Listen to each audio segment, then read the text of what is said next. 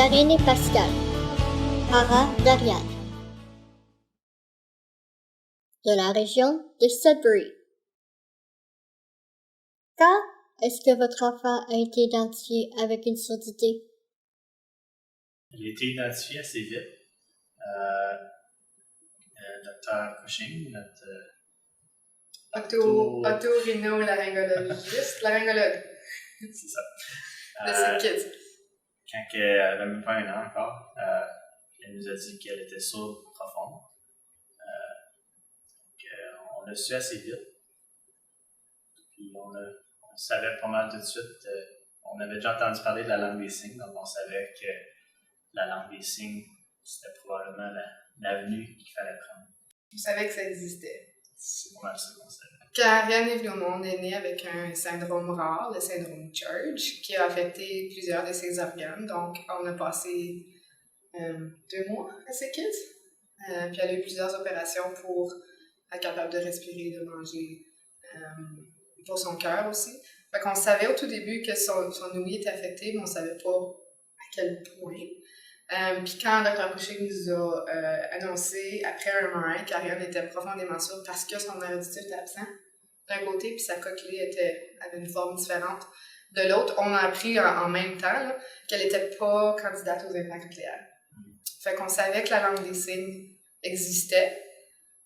Donc, ma réponse a été, on va apprendre la langue des signes. Je savais pas quoi ça voulait dire, ça. Ouais, puis quand on l'a appris, Ariane a eu bien des opérations. Elle est venue au monde, puis elle s'est fait opérer 3 fois dans le premier mois. Mais quand en tout cas dans mon cas, quand j'ai appris qu'elle était sourde, c'était vraiment un des moments frappants que je me suis dit, ça c'est à long terme. Les autres opérations, c'était on répare, puis plus tard on n'entendra plus vraiment parler. Mais la surdité, savoir qu'elle était sourde, c'était vraiment quelque chose que ça ici, on va vivre avec pour le restant de notre vie. Avez-vous déjà rencontré une personne sourde? Je pense pas. Dans notre cas, on connaissait pas personne qui avait une surdité ou une perte auditive. Mais on a de la famille, là, qui ont des personnes âgées dans notre famille qui portent des appareils. Puis j'ai une cousine qui est interprète. Puis donc je savais qu'elle connaissait la langue des signes. J'ai une cousine aussi qui est intervenante. Mais je connaissais vraiment pas plus de détails que ça. Quelle a été votre première réaction? Quand on a appris qu'elle était sourde, là, avec la spécialiste à l'hôpital Sick Kids, on a pleuré. C'est notre première réaction. Normal, je pense. On était sous le choc, là. On le savait peut-être qu'il y avait une perte auditive. On avait déjà appris que sa coqueluche était mal formée. Mais là, c'était vrai. Là. C'était quand même un choc, même si on savait. On avait une idée, on s'en doutait. Je me souviens pas c'était quand ça, mais ça devait être comme à la fin de la semaine à Toronto. Puis on devait être revenu à Sudbury, j'imagine. Puis je savais pas, OK, j'ai une fille qui est sourde, je fais quoi? Ça veut dire quoi? J'ai appelé la Société canadienne de l'ouïe. J'étais comme les autres, ils vont savoir peut-être. Fait que j'ai appelé à Sudbury. La réceptionniste était anglophone. Puis quand je lui ai dit qu'on était francophone, je pense, elle m'a référé au centre Jules Léger. Fait que j'ai appelé au centre Jules Léger, puis à partir de là, je sais pas quand après, mais comme en longtemps de temps, on a reçu les services d'une consultante préscolaire, centre Jules Léger, Christine, qui venait chez nous. On a aussi fait de la recherche en ligne, puis on a trouvé le site internet de Réseau, puis le dictionnaire. Puis j'ai commandé 5 copies du dictionnaire LSQ français pour l'enfant et sa famille, parce que je me suis dit, un pour nous autres, un pour tes parents, mes parents, ton frère puis mon frère. Je me suis dit, tout le monde, il faut qu'on l'apprenne pour apprendre à communiquer. Puis à partir de là, j'ai eu un appel de Francine, parce qu'elle était curieuse. Elle se demandait qui commandait 5 dictionnaires et pourquoi. Puis là, à partir de ce moment-là, on est en contact avec Réseau. Ouais. Les rendez-vous. Comme je disais tantôt, on a reçu des services d'une consultante du centre Jules Léger qui venait chez nous une fois par mois, je pense, à peu près, au début. On avait un audiologiste à Sudbury, Ariane allait au centre de traitement des enfants, on avait les services d'une orthophoniste là. L'orthophoniste ne connaissait pas la langue des signes. Il y avait une petite base en ASL, je pense, très petite.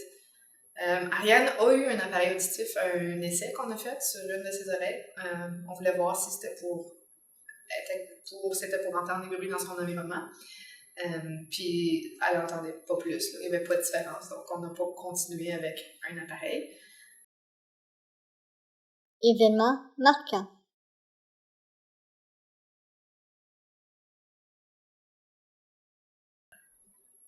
Quand on est déménagé ici, je pense que c'est pas mal l'événement marquant. Ou quand on est venu visiter le centre.